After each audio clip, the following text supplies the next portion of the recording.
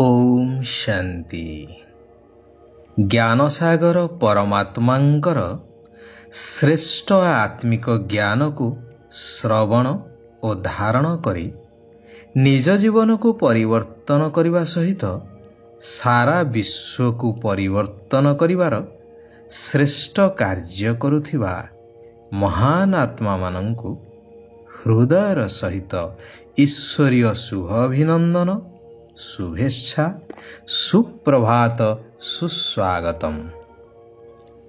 द्वापर युगरु अर्थात भक्ति युगरु विभिन्न शास्त्र पुराण पढ़ी तीर्थ आदि करी गुरु गोसाई करी आसिले भगवान को पाइबा पाई। हेले ना भगवान को पाई पारिले ना गति बा मुक्ति को प्राप्त करि पारिले। कारण कुहा जाए ना, नाना मुनि नाना मत, अर्थात भगवान को विषय रे भिन्न भिन्न शास्त्र रे भिन्न भिन्न गुरुंकर भिन्न भिन्न मत एवं भिन्न भिन्न अवतारणा करा जाइछि, जहाकू ना आमे केबे बुझिबा को चेष्टा करिछे ना तार वास्तविकता को उपलब्धि करि पारिछे। ताहा भक्ति भावना जोगु हेउ, धर्म भय कारणरू हेउ बा किछि प्राप्तिर आशा देई बा आशा रखी हेउ, कुहा जाए सर्वशास्त्रमयी शिरोमणि गीता। गीतारे कुहा जाइछि भगवान निराकार, अजन्मा, अभोक्ता, अशरीरी। भागवतर उल्लेख अछि शून्य शून्य महाशून्य, शून्य मध्ये निरंजन, निरंजन मध्ये ज्योति, स ज्योति भगवान। अर्थात ब्रह्मलोकरे रहिला वाला हेउछन्ति भगवान निराकार ज्योति स्वरूप। पुणी कहउछन्ति भगवान सर्वव्यापी। भगवान 10 अवतार बा 21 अवतार नैछन्ति, 24 अवतार नैछन्ति इत्यादि। जन्म मरण चक्र रे आसुथिबा देवतांको पुणी भगवान कहि देउछन्ति। यह केते दुर्जुक्ति संगत। यह द्वारा ना आमे भगवानंकर नाम रूप देश काल इत्यादि विषय रे निश्चय ही पारुछे, ना भगवान पितांको ठारू संतान हिसाब रे जो प्राप्ति मिलिबा कथा, अर्थात सत्य जुगी सुंदर दुनियार मालिकाना पाइबा कथा ताहा पाई पारुछे, जहाकू जीवन मुक्ति बोली कहा जाए। जो साधु सन्यासी आदि भगवान को विषय रे मत दियंती कि नेति नेति, अर्थात आमे तांकर आदि अंत पाउनाहु, तेबे सेमाने जो तथ्य दे जाइछन्ति शास्त्र आदि रे, ता द्वारा आमे किपरि भगवानंकर वास्तविक परिचय को पाई परिबा? जदिबा ता द्वारा मिलु थांता, तेबे गीतार महावाक्य अनुसारे जहा यदा यदा ही धर्मस्य ग्लानिर्भवति भारत उल्लेख अछि, भगवान आसीबार एवं उद्धार करिवार यह मध्य मिथ्या प्रमाणित हो जिवो। सर्वोपरि जदि यह द्वारा भगवान मिलु थांते बा भगवान सर्वत्र विद्यमान थांते, तेबे दुनियार अवस्था एपरि काहे कि ही थांता? पुणी लोक डाकन्ते कहीं, हे प्रभु आस आमको उद्धार कर, हे प्रभु दया कर, हे प्रभु आमको किछि प्राप्ति दियो इत्यादि इत्यादि।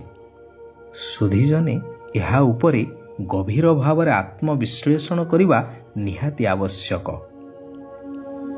तेबे गीतार महावाक्य अनुसारे वर्तमान ए कलिजुगर अंतिम घड़ी संधि समय रे भगवान आसी कहउछन्ति, मु तो दाता, तुम ठारू मु कौन नेबी? तुमे कौन बा मते देव?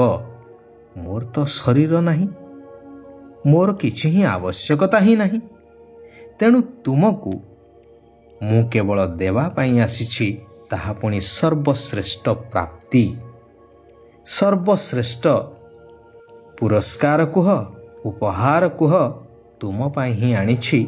ତେଣୁ ତୁମକୁ ମୋର ସର୍ବଶ୍ରେଷ୍ଠ ସମ୍ପତ୍ତି, ନୂତନ ସତ୍ୟଯୁଗୀ ସ୍ୱର୍ଗ ଦୁନିଆର ମାଲିକ କରିବାର ସମ୍ପତ୍ତି, ସେଥିପାଇଁ ଶ୍ରେଷ୍ଠ ଜ୍ଞାନ ଯାହା କୌଣସି ଶାସ୍ତ୍ର ପୁରାଣ ଆଦିରେ ନାହିଁ, ତାହା ମୁଁ ତୁମକୁ ବିନା ମୂଲ୍ୟରେ ଦେଉଛି।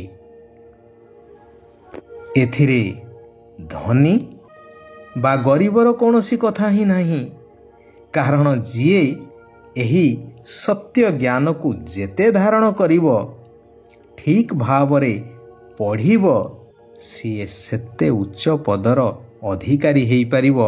ଏଠି ଧନୀ ଦରିଦ୍ରର କଥାର ପ୍ରଶ୍ନ ହିଁ ଉଠୁନାହିଁ। ତେଣୁ ଏବେ ମୁଁ ଯେଉଁ ଶିକ୍ଷା ଦେଉଛି, ତାହା ଉପରେ ପୁରା ଧ୍ୟାନ ଦେବା ଜରୁରୀ ଅଟେ। ନିରାକାର ପରମାତ୍ମା ଶିବ ବାବା କହୁଛନ୍ତି, ଯେଉଁମାନେ ଏହି ସତ୍ ଜ୍ଞାନକୁ ଧାରଣ କରି ଅର୍ଥାତ୍ ଜ୍ଞାନୀ ସନ୍ତାନ, ସେମାନେ ସମସ୍ତଙ୍କ ସହିତ ଅତି ମଧୁର ବ୍ୟବହାର କରିବେ। କାହା ସହିତ ଶତ୍ରୁତା ରଖିବା ଜ୍ଞାନୀ ଆତ୍ମାଙ୍କର ଲକ୍ଷଣ ନୁହେଁ। ବାବାଙ୍କର ଶ୍ରୀମତ ହେଲା, ପିଲାମାନେ ଅତି ମିଠା ହୁଅ, ଅଭ୍ୟାସ କର, ମୁଁ ଆତ୍ମା ଏହି ଶରୀରକୁ ଚଳାଉଛି। ଏହି ଶରୀର ତ ବିନାଶୀ, କେବଳ ସୃଷ୍ଟି ନାଟକରେ ଅଭିନୟ କରିବା ପାଇଁ ଏହି ଶରୀର ରୂପକ ବସ୍ତ୍ରକୁ ମୁଁ ଧାରଣ କରୁଛି ଏବଂ ଶରୀରକୁ ତ୍ୟାଗ କରୁଛି। ମୁଁ ଆତ୍ମା ଅମର ଅବିନାଶୀ ଅଟେ। ଏବେ ଏହି ସୃଷ୍ଟି ନାଟକର ଅନ୍ତିମ ଘଡ଼ି। ମୋତେ ଏବେ ନିଜର ବାସ୍ତବିକ ଆତ୍ମିକ ଘର, ମୂଳ ଘର, ବ୍ରହ୍ମଲୋକ ବା ଶାନ୍ତିଧାମକୁ ଯିବାକୁ ହେବ। ଏହାଦ୍ୱାରା ଧୀରେ ଧୀରେ ଏହି ଦେହର ଦୁନିଆ, ବସ୍ତୁ, ବୈଭବ ପ୍ରତି ଆସକ୍ତି ତୁଟିଯିବ ଏବଂ ଅନ୍ତମତି ସ୍ୱଗତି ପ୍ରାପ୍ତ ହେବ, ଅର୍ଥାତ୍ ନୂତନ ସତ୍ୟଯୁଗୀ ସ୍ୱର୍ଗ ଦୁନିଆରେ ଦୈବୀ କୂଳରେ ଜନ୍ମ ମିଳିବ, ଯାହାକୁ କୁହାଯାଏ ବାସ୍ତବିକ ଜୀବନ ମୁକ୍ତିର ସମ୍ପତ୍ତି। ଏହା ହିଁ ହେଉଛି ବାସ୍ତବିକ ଜ୍ଞାନ। ଏହି ଜ୍ଞାନ ଏବେ ସାରା ବିଶ୍ୱର ଆତ୍ମାମାନଙ୍କ ପାଖରେ ପହଞ୍ଚେଇବା ଦରକାର।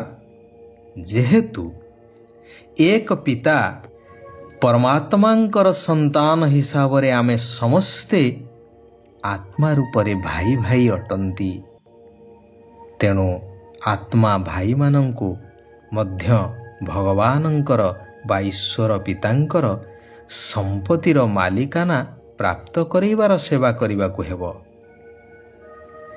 ଏହି ଜ୍ଞାନକୁ ସ୍ମରଣ କରି ନିଜେ ତ୍ରିକାଳଦର୍ଶୀ ହେବା ସହିତ ଅନ୍ୟକୁ ମଧ୍ୟ ସେହିଭଳି କରିବାକୁ ହେବ। ଅଜ୍ଞାନତା ରୂପୀ ଅନ୍ଧକାର ଦ୍ୱାରା ବେସାହାରା ହୋଇଯାଇଥିବା ମନୁଷ୍ୟମାନଙ୍କୁ ସାହାରା ହୋଇ ଅଜ୍ଞାନ ନିଦ୍ରାରୁ ଜାଗ୍ରତ କରିବାକୁ ହେବ। 21 ଜନ୍ମ ପାଇଁ ଅର୍ଥାତ୍ ସତ୍ୟ ତ୍ରେତୟା 2 ଯୁଗ ପାଇଁ ନିଜର ସବୁ କିଛି ଇନସିଓର ଅର୍ଥାତ୍ ବୀମାଭୁକ୍ତ କରିବାକୁ ହେବ।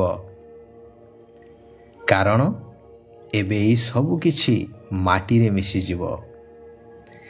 ତା ସହିତ ଜ୍ଞାନର ଶଙ୍ଖଧ୍ୱନି କରିବାକୁ ମଧ୍ୟ ହେବ।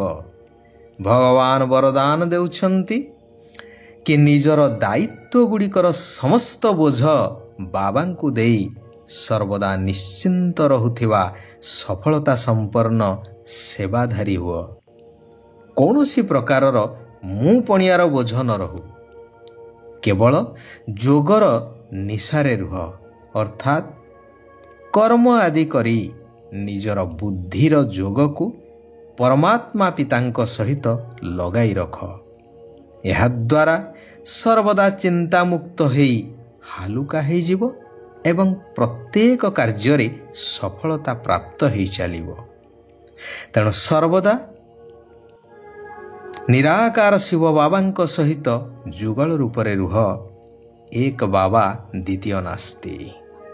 ସୃଷ୍ଟି ରୂପକ ବେହଦ ନାଟକର ପ୍ରତ୍ୟେକ ଦୃଶ୍ୟକୁ ନିଶ୍ଚିନ୍ତ ଅର୍ଥାତ୍ ପୂର୍ବ ନିର୍ଦ୍ଧାରିତ ବୋଲି ଜାଣି ସର୍ବଦା ନିଶ୍ଚିନ୍ତ ରୁହ। ଆଚ୍ଛା, ଓମ୍ ଶାନ୍ତି, ଓମ୍ ଶାନ୍ତି, ଓମ୍ ଶାନ୍ତି।